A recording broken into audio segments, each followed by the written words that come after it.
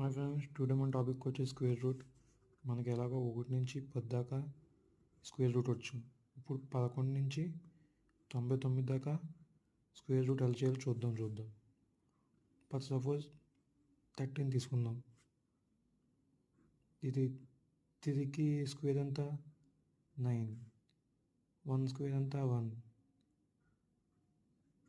దీని 2 యాడ్ చేస్తే గుణిస్తే ఎంత 3, డబల్ చేయాలి. ఇప్పుడు మళ్ళీ మనం 6 ఇక్కడ వేసుకోండి.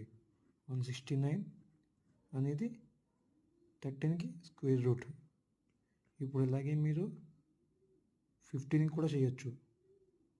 25 1 ఇంటూ 5 డబల్ చేస్తే 10 చేసిన తర్వాత యాడ్ చేయడమే.